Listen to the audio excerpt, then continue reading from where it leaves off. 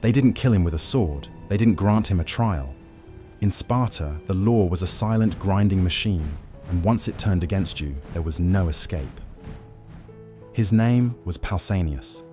To the rest of the world, he was the man who saved Western civilization. In 479 BC, the Persian Empire had returned to finish what they started at Marathon. A massive host under the general Mardonius threatened to turn Greece into a satrapy of the great king.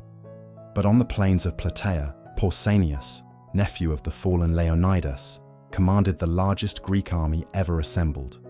He didn't just win, he shattered the Persian spine. He was the king regent, the supreme commander, the hero of the Mediterranean. But for a Spartan, glory is a dangerous drug, and Pausanias had taken too much. Sparta was a city-state built on a single, brutal pillar: equality. The kings lived like the soldiers. They ate the same black broth. They slept on the same hard ground. But after the victory, Pausanias could no longer stomach the Spartan way. He began to look at the conquered Persians, their silks, their gold, their absolute power, and he saw a different path. While his fellow Spartans practiced the art of war, Pausanias was practicing the art of the tyrant. The Ephors thought they were giving him a leash. They sent Pausanias east, to Byzantium, to command the allied Greek fleet and consolidate the victory over Persia. It was an honor. It was also a test. He failed immediately. At Byzantium, something irreversible happened to Pausanias. The city sat at the crossroads of two worlds: Greek discipline to the west, Persian luxury to the east, and Pausanias chose. He was entrusted with high-born Persian prisoners of war, men who, by every convention of Greek warfare, should have been executed or enslaved. Instead, Pausanias released them quietly in the night, sending them home to Xerxes with private letters attached to their robes. Letters no one else was allowed to read. He was not acting like a general anymore. He was acting like a man conducting a private negotiation. The transformation was no longer subtle. He ordered Persian cooks, Persian wine, Persian furniture. He stopped eating the black broth, that thick, sour porridge of blood and vinegar that Spartans consumed not because they loved it, but because it reminded them that life was war and nothing else. He dressed in silk. He bathed in scented oils. He reclined where a Spartan was supposed to stand. His allied Greek commanders came to him with strategic questions. He sent them away without audience.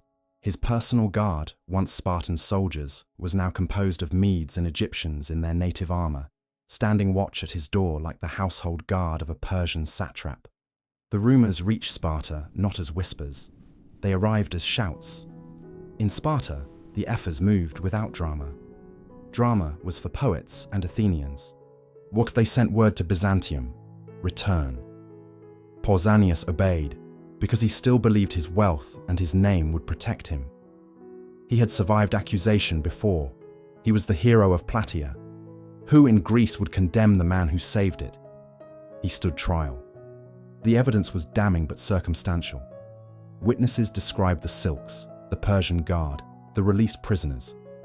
But no letter, no confession, no proof of the final crime. He was acquitted. He walked free. And then, privately, he sailed east again, not under Spartan orders this time, on his own ship, toward Persia. The Ephors watched him go. They said nothing. They sharpened their patience like a blade. His name is lost to history.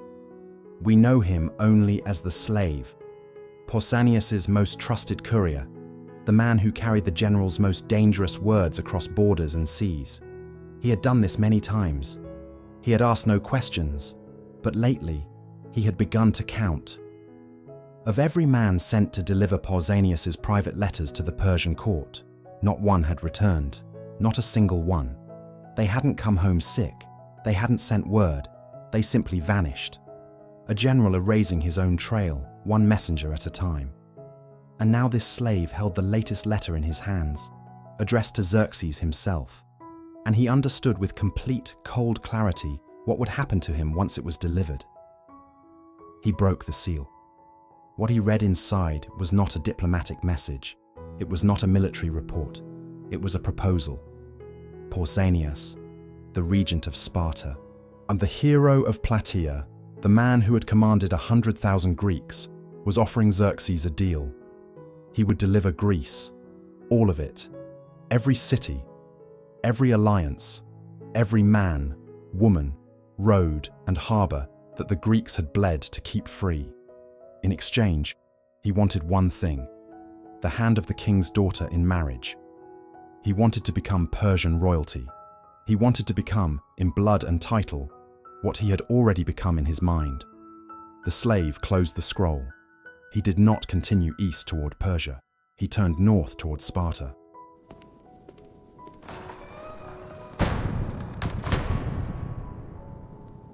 The ephors listened. They did not react with alarm. That was not the Spartan way. They sat still, as they always sat still, and they thought. They had suspected Pausanias for years. Now they had a witness and a broken seal. But suspicion and a frightened slave were not enough.